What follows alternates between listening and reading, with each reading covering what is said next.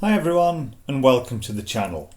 In today's video we're going to be taking a look at this thing. It's the iconic IBM Netvista. Albeit this one's looking in a little bit of a beat up and sort of rather sorry looking state for itself. Now I say iconic because for me there was a period of time when these things, they seem to be absolutely everywhere. For example, whenever you went into your library, at school, college, university, wherever you were, you see rows and rows of these things all set up and, some people were even seen doing work on them. Now the library that I went in, it was rows and rows of this desktop case, but in black with the blue highlights, whereas obviously we've got a beige one here. And if we look down here at the front, we can see the serial number, and the serial number of this one is 6341-3DG. And this means it comes from the A22 series of IBM Netvistas. So to explain that a little bit more, Netvista, you see, that was a name that IBM gave to a range of its products. It included things like all-in-ones, there was an internet appliance, and for example there was the PCs here. Now the PC, that went from May 2000 when it was introduced all the way up until May 2004. So only 4 years, which is perhaps a little shorter than some of the earlier IBM lines, but still in technology terms, like a lot of the kind of late 90s into the early 2000s, it was a sort of very quick moving time in terms of technology, so there was quite a range of hardware that went into these. Now the Netvista PCs, they were available either as a desktop case like we've got here. There was a slim desktop model that was a little bit narrower, not as high, it was sort of half height expansion cards, and there was a MIDI tower case as well. Now the PCs, they were split into designations. So for example, A was the general series, X was the all-in-ones and so on. And then each letter got a subset depending on what hardware was inside it. So for example, all the ones that were the A21 and A22 series, they had Intel Celerons. And as I say, this is an A22. And we've got the Intel Inside Celeron sticker on the front. So unless this thing's been messed about with, we've got a good idea what we should find when we have a look inside. So taking a look at the front of the case, the first thing that really stands out is these sort of light blue highlights, on the IBM badge, on the floppy disk eject, and on the Netvista sort of badge down here, very much echoing some of their earlier lines. Power button here in the top left, along with power light, hard disk activity light, and then that Intel Inside Celeron sticker. Next to that, we've got a slightly wonkily applied design for Windows Professional 2000 and Windows ME. I wonder how many designed for Windows ME stickers there were that were put on things. But anyway, floppy disk drive here in the middle, CD-ROM drive here in the top right, and then next to that serial number, two front USB ports. Recessed quite heavily into the front of the case there. I mean, you'd get your kind of standard width memory stick in, or maybe standard width cable, but anything much wider than that, you're going to struggle to get it into those ports. Left hand side of the case, when viewed from the front, just a big air vent in there and one of the case release buttons, but you can see a lot of these marks, scuffs, scratches that are just all over this thing. Round the back, it's looking equally sorry for itself. We've got our power supply on this side with our standard power input and a voltage selector switch. Then a pretty standard accompaniment of ports. We've got PS2 keyboard and mouse, serial, parallel. Looks like we've got built-in graphics onto the motherboard. Ethernet port, a couple more USB, what is presumably a second serial port, and then your standard 3.5mm jacks for sound. See, with a lot of the rust on these slot covers. I mean, they all look original and still intact, so it doesn't look like we've got any expansion cards in here. But I mean, it's just thick with dust and muck like the rest of the machine. And then here on this side you can see we've got the original Microsoft Windows 2000 professional product sticker with the code on there. The other button for releasing the case, and then again just bumps, scrapes all over this thing. If I was to take a guess about what this PC has been used for, the fact we got Windows 2000 on here, along with just all the bumps and knocks and scrapes, I'd guess this thing's probably been sat on a shop floor somewhere, you know, bumped, as I say, you know, stuff piled up on it, and it'll have just sat there day after day doing its thing until it just reached the end of its usable life. That'd be my guess anyway. We'll have a look when we get this thing booted up later on.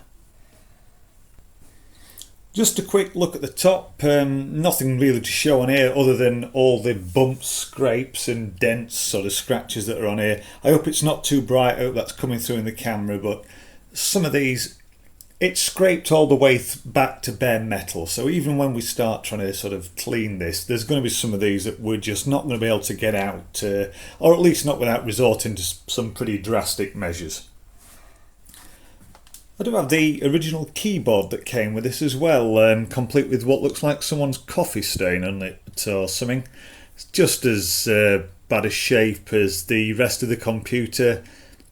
A little bit more yellowed as well. We'll have to see how this cleans up. We might have to start thinking for a bit of retro bright on this. But yeah, it's your standard sort of rubber dome keyboard. It's no Model M, that's for sure, but yeah, it's nice to have the original one that came with the PC. So what's the plan for this Netvista then? Well, I think we need to give it a full restoration, don't we? We'll get a keyboard, mouse, screen, etc., boot it up, just get as far as the BIOS, you know, we'll have a look in there, check it out, gives us some good confidence that everything's working properly, or if not, at least an idea of what we might need to fix. We won't go any further than that yet. We'll explore the software later on. At that point, we'll stop, we'll strip it down, we'll get the insides out, we'll give it all a really good clean, get it back looking its best, or at least as close to its best as we can get given the state of this case, and then we'll go from there. Right, we've got everything we need plugged in. Let's power on and see what happens.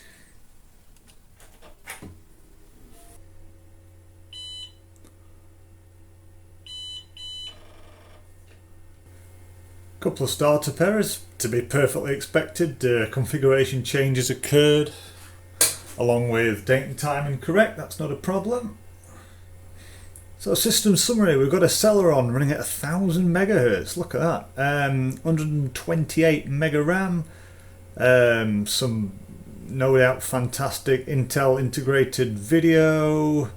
We've got his audio support. We've got a floppy drive showing up there. 20 gigabyte hard drive. CD-ROMs showing up.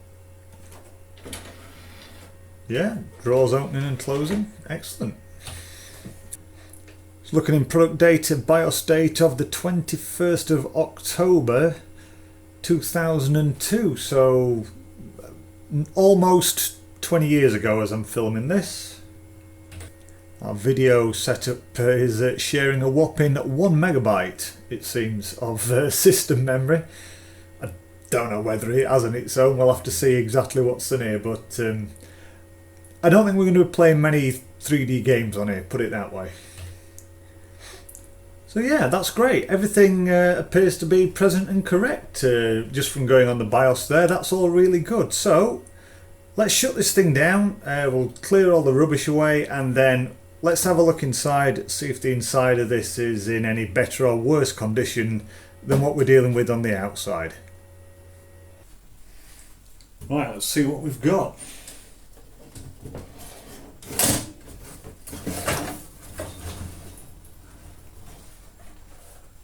Oh, bit of got a loose RAM. And if that's just come out from transport, although it looks okay. Anyway, we've got this memory module just knocking around loose in there, although let me just bring it up here and get the phone to focus there. that looks pretty clean. There's no dust on there. Well, maybe a little tiny bit on the back, but generally it's pretty clean. Just looking down here, everything on that main board is thick with dust, so where on earth this thing's come from or why it's in there, I've got no idea.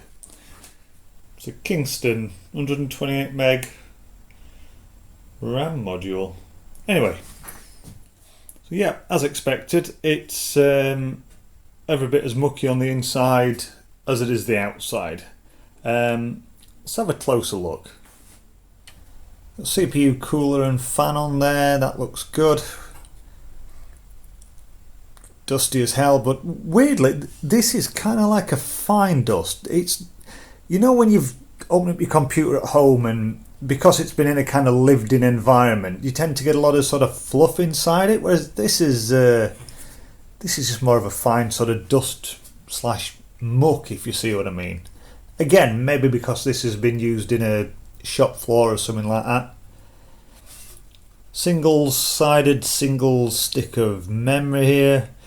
Quite a small system board really. Used to see much sort of bigger things in here. Coin cell battery, audio cable for the CD-ROM drive. There's a floppy drive, there's hard drives under there. I can't see a name on it yet, but I'll have to take it out and have a look. Just having a quick look around the capacitors on the board. They all look good. I can't see anything bulging or obviously broken, so that's good.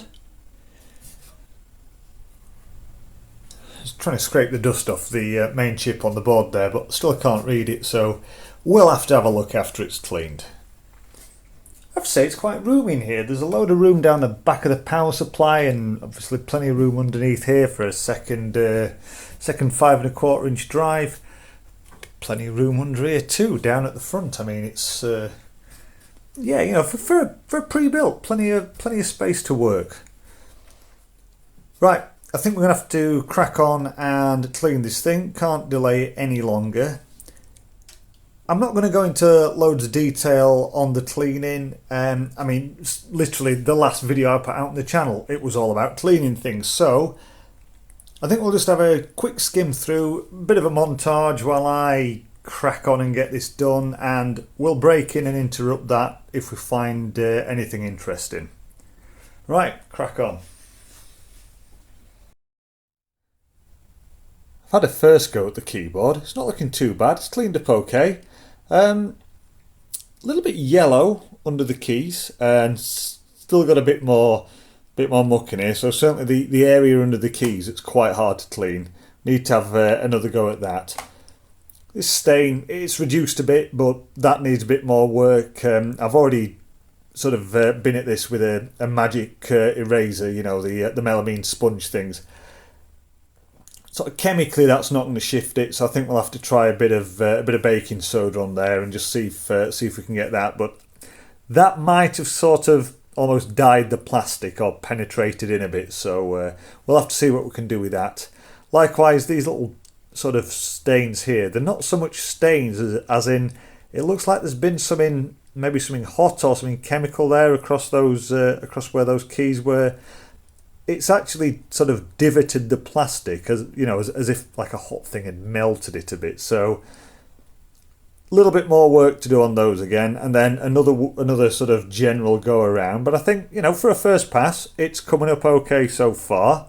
I've also had to go at the keys, done them with some Windex, or well, not Windex, but I mean British supermarket own brand window and glass cleaner. I've seen on 8-Bit Guy videos where he's used that on keyboards and for keys, and they've come up nice. And pleased to say, so far these keys have come up nice too. I've just got a couple. There's a bit of sort of black staining on there. It was dark black when I started, but that's as good as I've been able to get it with the glass cleaner.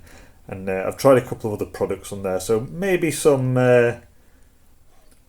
maybe a bit of baking soda too. Just obviously been really careful not to get any on the little character on there and risk knocking it off. But yeah, so far so good. Just sort those couple of keys out. I don't know why there's a couple that are particularly dirty. They must have really liked the start menu or something, what with it being the Windows key. But sort that, another go on the keyboard, and then we'll crack on with the case.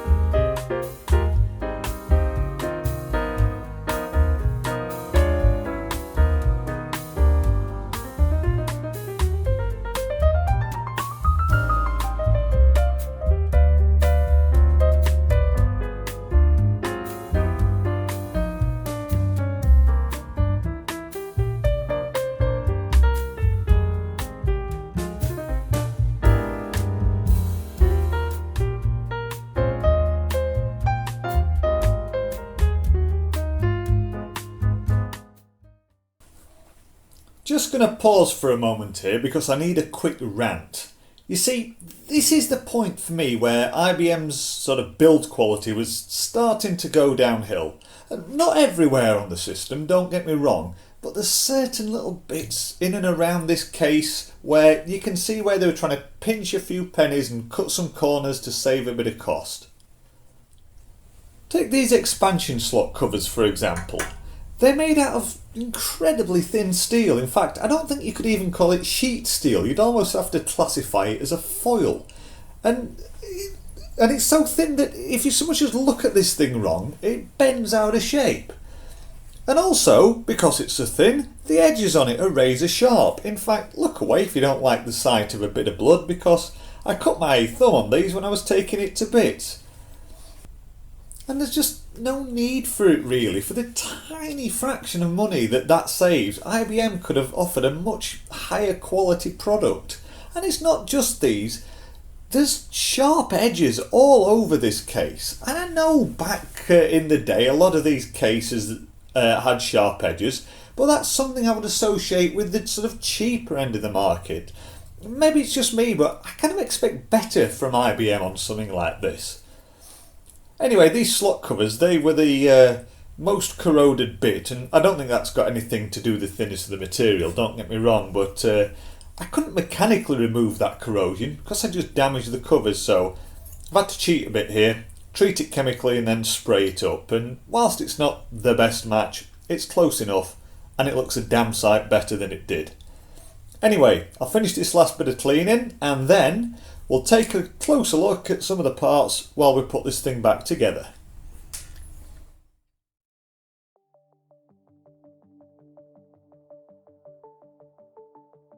Our CPU is a 1GHz Intel Celeron, SL5XT is the model number. So that means we're on socket 370 and it's a Coppermine core Celeron on a 180nm process.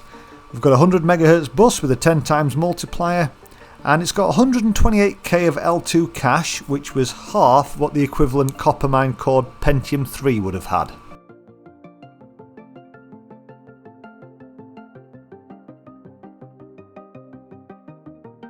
RAM, nothing special here, other than that weird stick that was floating about when we opened the case. This is 128MB of IBM branded 133MHz rated SD RAM, and it's running at cache latency of 3. Now the motherboard, this is a custom board for IBM. It's based around the Intel 810 chipset. So that means we've got integrated Intel 740 video and AC97 audio all on board. No AGP slots sadly, and no ISA slots either, just these 3 PCI slots, so no nice ISA sound cards or anything like that to put in here. 2 memory sockets and your typical selection of ports for the time, as we saw earlier on. Our hard disk drive is a 20GB Seagate model ST320410A. Long and short of it, that means we've got 5400 RPM spindle speed on our parallel ATA drive, and it supports transfer rates, theoretically of course, of up to Ultra ATA 100. And lastly, nothing special here for the CD drive, it's an LG 8484B, so we've got a plain old 48 speed CD-ROM, no capability to write discs here.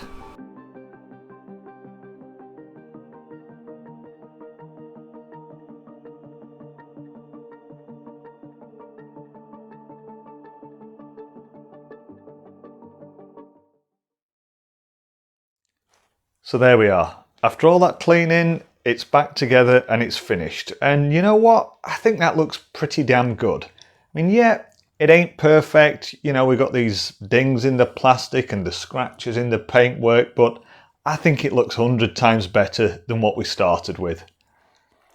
Couple of things to mention. First up, these 2 stickers down here.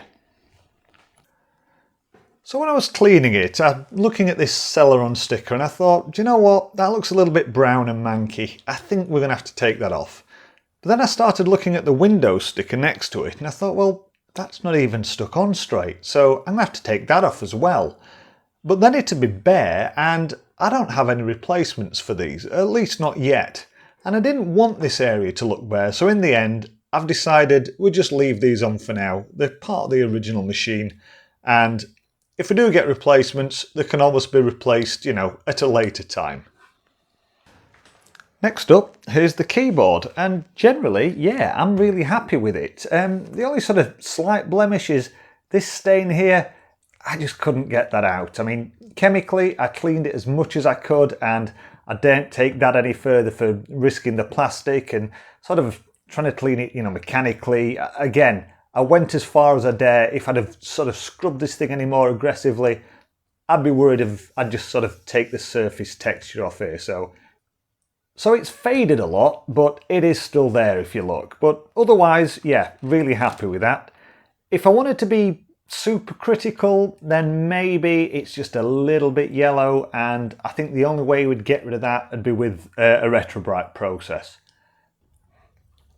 These are some of the scratches on top of the machine, and with them being down to bare metal, obviously, you can't clean them out. You're just going to have to live with them. Or do we? I started thinking maybe we could paint this thing, or maybe get it repowder coated, and then all these scratches on the top like this that are at bare metal, get rid of them completely and really finish it off nicely.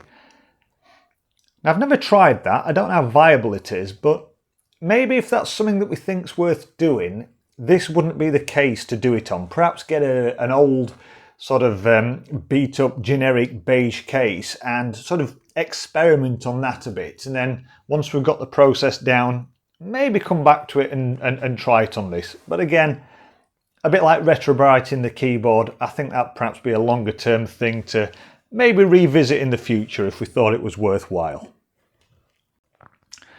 Say cheese, it's family portrait time. On top we've got our IBM Netvista, and here underneath is the IBM PC300GL. Now, I've done a video on this. If you haven't seen it and you want to check it out, there'll be a link down in the description. Now, in that video about the 300GL, I was sort of talking about the very distinctive IBM styling on them and how sort of elements from that design were passed on to later models. And well, there's the proof in the pudding, just looking at this 300GL and our Netvista, which came later. Overall, the sort of case on the Netvista, it's a cleaner design. You haven't got this sort of step in it that you've got in the 300GL, but that does mean, at least with the Netvista, you've got your expansion card straight into the motherboard. In the 300GL you've got this riser, which makes things a little bit more awkward and perhaps cuts off a few upgrade options that you would otherwise have. You've also got all these decorative lines on the 300GL that were dropped on the Netvista, but not completely. If you have a look at the back of the keyboard there, you can see these decorative lines. They're exactly the same as what's on there. But other than that, you know, you've got this power switch and sort of activity lights in pretty much the exact same place. You've got that blue model number, you know, on the badge in there, the blue IBM badges, floppy disk eject, and then this curved front. Not quite as pronounced curve on the Netvista, but yeah, you can absolutely kind of see the DNA as it's gone from one generation onto the next. Okay, we've got a monitor connected, everything else is plugged in. It's time to cross his fingers, power on, see if it's still working. Making all the right noises.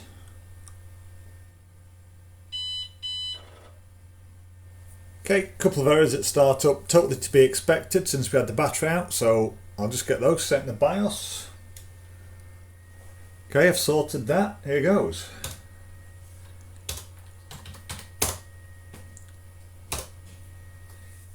Yep, there we go. As we thought, from the sticker on the side of the case, we've got Windows 2000 Professional on here.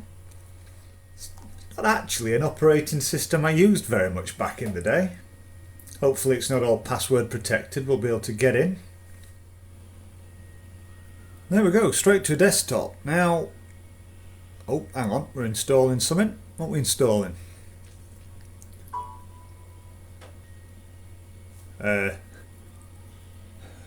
Seems like everything's trying to install at once.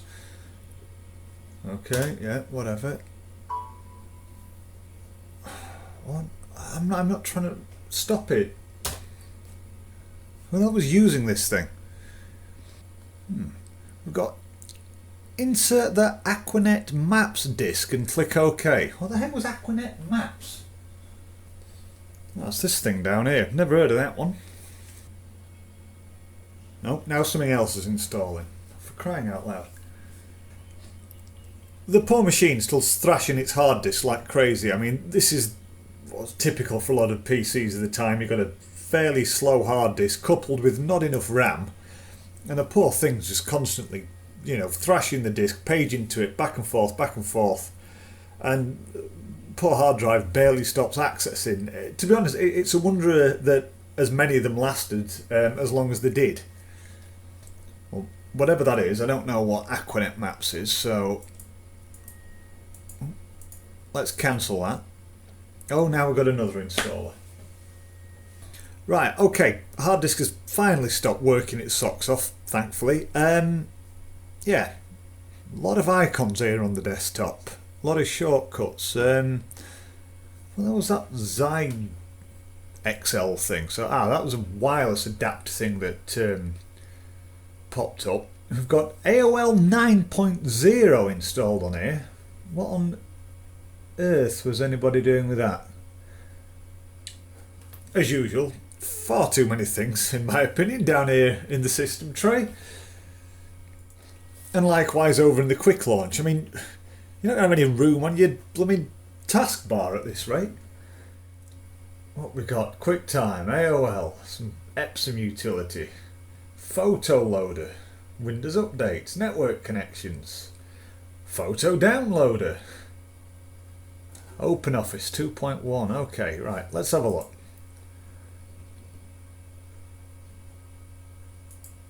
Oh, bloody hell. Right, okay. And look at all those programs in startup.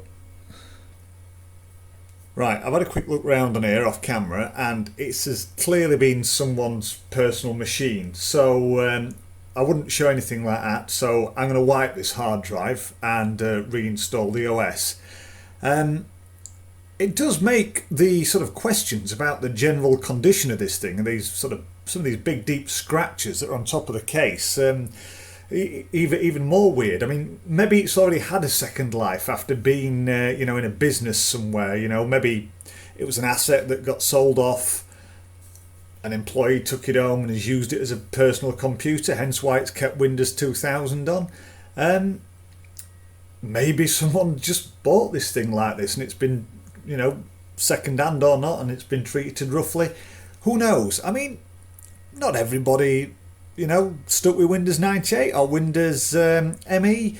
There were people who installed Windows 2000 and were perfectly happy with it while we were all waiting for Windows XP to turn up. So, yeah, to be honest, probably raises more questions than it answers this about the history of this machine. But not to worry. Let's just have a quick look in control panel first.